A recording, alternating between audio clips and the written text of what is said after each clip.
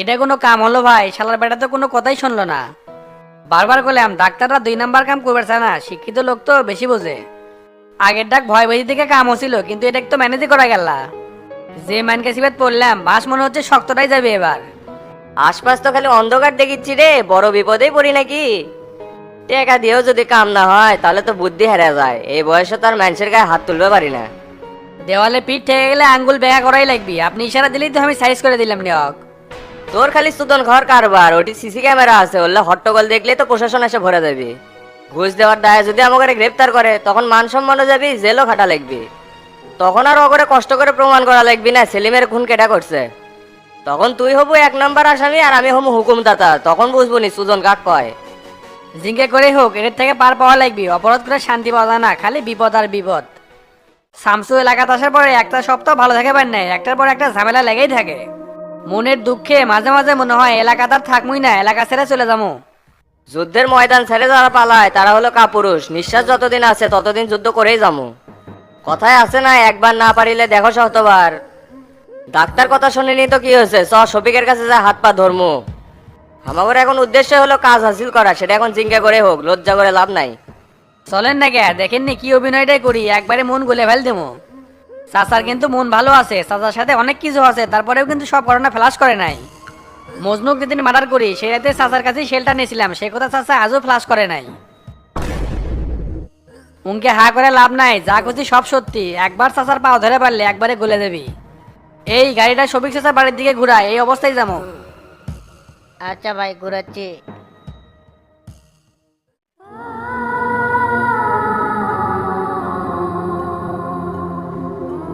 ভাই এটা কোনো কথা? সেদিন সন্ধ্যার দিকেই বের করার কথা, 3 দিন হয়ে গেল আর আপনি কেবল দেখা করে বেড়াচ্ছেন।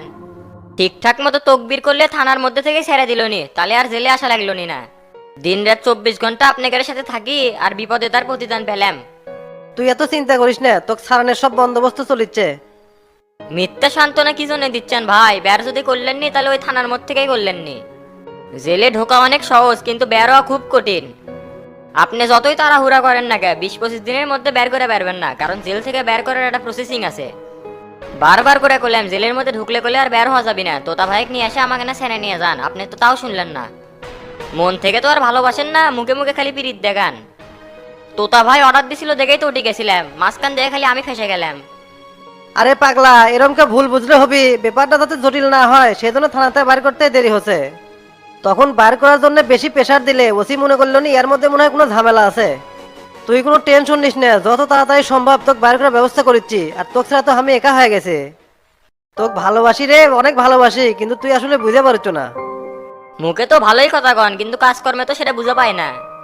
পাওয়ার পার্টির লোক হয়ে সামান্য কারণে পুলিশ গ্রেপ্তার করলো আর তোতা ভাই ছাড়া বের পেলো না, এর মতো দুঃখ আর কি আছে? তো তার হাবিব ভাই তোকে ছাড়ানোর জন্য সেই চেষ্টা করছে, কিন্তু পারে নাই। পিবিআই অফিসারের জন্য তোর চালান হচ্ছে, যদিও তো ওসি ছাড় বসা ছিল, কিন্তু কাম হয় নাই। দল আর নেতার জন্য দিনরাত এক করে পরিশ্রম করলাম, তার ফলাফল কি হলো? এই জেলখানা। ভাই দুঃখে আমার বুকটা ফেটে যাচ্ছে, জেলের মধ্যে এত লোক এক ক্যাথ হয়ে আমার শুয়ে থাকা লাগে। তার মধ্যে সিট পড়ছে নিচতলাত, পানিশমেন্ট লকআপ, দুনিয়ার ড্যান্ডিখোর মদখোর দিয়ে ভরা। জেলখানাত মনে হয় প্রথম আসলু, এর আগে খুনের দায়ে যে অনেকদিন আসলু, সেই অভিজ্ঞতা কাজে লাগা। সুবেদারের সাথে লাইন করিস, ভালো সিটের ব্যবস্থা করে দিবিনি, আর আমি পিছিত কিছু টেকা লেগে দেবুনি। কোনো চিন্তা করিস না, থাকে কার খা, বাইরের ব্যবস্থা আমি করিচ্ছি।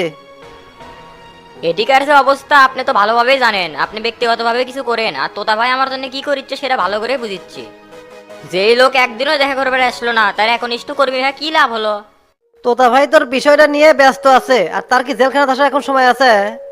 তোর জন্য কিছু খাবার আর কাপড় লেগে দিছি, তুলে নিস। আচ্ছা নিমুনি, তাহলে আবার কবে দেখা করবে আসবেন নি? চিন্তা করিস না, সময় পালেই আসমুনি। আর রিমান্ডে কিছু জিজ্ঞেস করলে আগে যেলি কছু ওল্লি কবো। ঠিক আছে ভাই, তাই কমুনি, কিন্তু না তাড়াতাড়ি আসেন। আচ্ছা থাক, তাহলে গেলাম।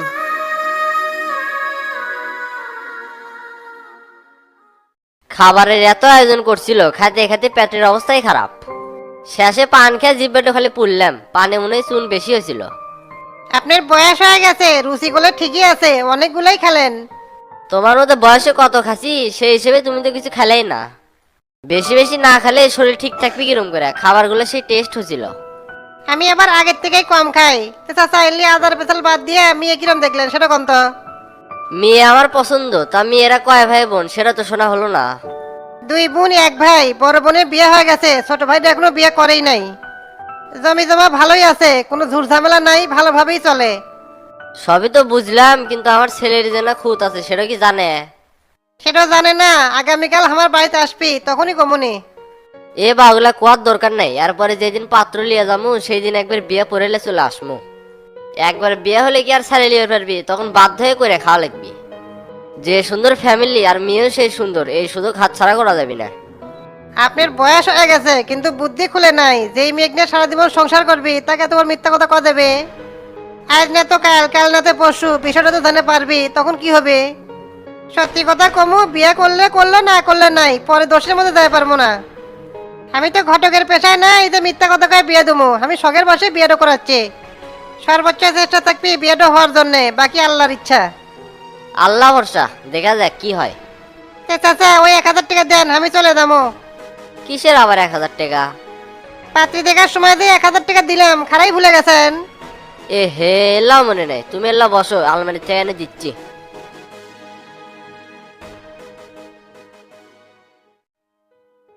দেখবে তোর জন্য এটি 1 ঘন্টা হলে বসে আছি, এতক্ষণ লাগে? আর ওই না মাই, আমি তো জ্যামে আটকে গেছিলাম, না তো আগেই আসলাম নি। যে সুন্দর 4 লেনে রাস্তা করছে, এখন বেলে জ্যাম লাগে, কাক কি বুঝাস? বামনার রাস্তা ইঙ্গেল, এখনো তো কোন একটা ভালো রাস্তা হয়নি। একদিন আমার মাই যে আমনে হাঁস খাওয়ামো। কি কোস, হাঁস পালিস নাকি? আমার তো হাঁস খেতে সেই লাগে। হামাগরে রিয়াদ ভাই নারকেল দিয়ে হাঁসের তরকারি রান্ধিছিল, সেবার খাসিলাম, কি যে স্বাদ, আর ভুলে পারিনি। সমস্যা নাই, আমি রান্ধুমনি, রিয়াদ ভাই চেয়েও ভালো হবে। তে চলেন, এটি দেখে কি করবেন, বাড়ি বিলে যায়। না না তুই যা, আমার একটু শফিক চাচার সাথে দেখা করা লাগবে, ওস্তাদ বারবার করে কয়ে দিছে। আহারে, ওস্তাদের হাতে আমিও একটু দেখা করলাম নি, কিন্তু আপনি আমার তুই একাই গেছেন। তুই গেছিল পাবনা, কিংগা করে দেখা করব, পরে দেখা করামুনি। যে তুই এখন বাড়ির যা, ফ্রেশ হ, আমি আসিচ্ছি। আচ্ছা আয়।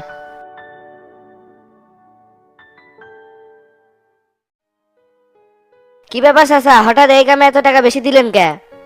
যে মানুষ 1000-এর উপরে দেয় না, সে মানুষ 2500 টাকা দিছে। কাহিনী কি কন তো না? টাকা বেশি পাচ্ছি ওই জন্য তো টাকা বেশি দিছি, তুই আমার ছোট ভাই হস না। কিন্তু একটা কথা মাথার ঢুকিচ্ছে না, এই লাস্ট তো তাও তুলবার চাচ্ছিল। টানা 2-3 দিন পাহারা দিছে, ঘুষি জাহাঙ্গীর যখন ধরা গেল তখন আর গেল না। তাহলে তো এর মধ্যে কোনো রহস্য লুকাই আছে। তাহলে এই ঘটনা পুলিশের কাছে খুলে কন। পুলিশের কাছে আগে তুই যাওয়া হবি না পাগলা, তো তার সাথে আগে কথা কওয়া লাগবে, ওর ভিতর ঘাবলা আছে। তাহলে তুই এখন বাড়ি বেলে যা, আমি কাজগুলা সেরে আসি, সন্ধ্যাবেলা দেখা হবি নি। আচ্ছা গেলাম।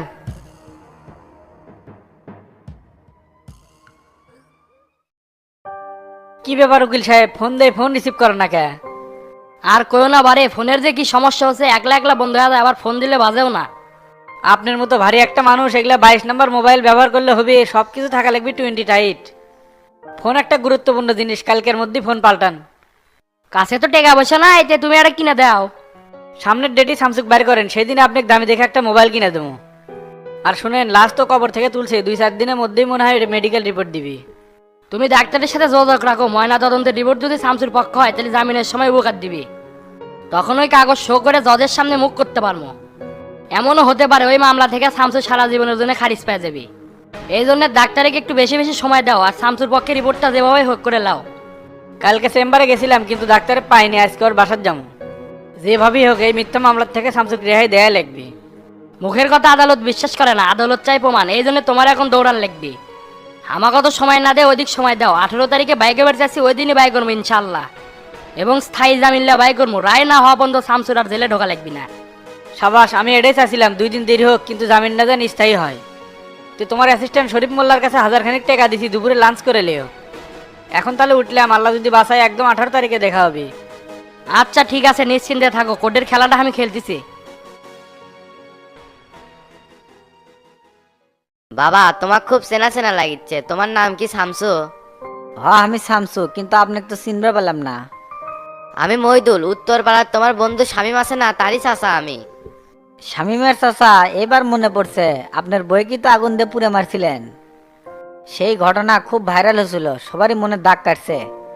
মানুষের মন যে এত পাষাণ হয়, আপনাকে না দেখলে বোঝা গেল না। হেনি বাবা মনের কথা কি কমো, সত্যি কথা কেউ বিশ্বাস করে না, ঘটনা হলো মিথ্যা, আমি আগুনে পুড়ে মারিনি। আমার উপর জিদ করে তোমার চাষি দরজা লাগা দিয়ে নিজের গায়ে নিজেই আগুন দিছে। মিথ্যা খুনের দায়ে আজ যাবজ্জীবন কারাদণ্ডের আসামি। জেলের অধিকাংশ মানুষ ষড়যন্ত্রের শিকার হয়ে জেলে বন্দী, কিন্তু তোমার মতো ব্যক্তিত্ববান লোক আর এলাকার সংসদ সদস্য হয়ে তুমি জেলে কেন? ওই যে বললেন না, জেলের অধিকাংশ লোক ষড়যন্ত্রের শিকার, তার মধ্যে আমি একজন। মিথ্যা খুনের দায়ে জেল খাটিচ্ছি, এ এক কঠিন জীবন। দুনিয়াতে আপনার সৎ আর ভালো হয়ে চলবেন, চতুর্পাশ থেকে আপনার কাছে বিপদ চলে আসবে।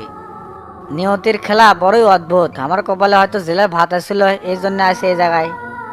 তোমার পিছনেও ষড়যন্ত্র করে, কার এত বড় সাহস? এক সময় তো নাম করা মাস্তানা ছিলে। 2-4 এলাকার মানুষ তোমার কথা শুনে থরথর করে কাঁপছে। ওই সময় তোমার কোনো বিপদ হয়নি, আর আজ তুমি ভালো হচ্ছ আর তোমার থাকার জায়গা হচ্ছে জেলে। এখন যে সকল বন্দি ভাইদের নাম ঘোষণা করা হচ্ছে তাদের প্রত্যেকেরই সাক্ষাৎ। মোহাম্মদ কোপা শামসু, শাহজাহানপুর শোলদুকরি, আপনার জরুরি সাক্ষাৎ, দয়া করে ক্যাশ টেবিলে চলে আসুন। তোমার নাম কেমন মাইকে ডাকলো? তোমার সাথে মনে হয় কেউ সাক্ষাৎ করে বেড়াচ্ছে। দেখি তো যাই কে আছে।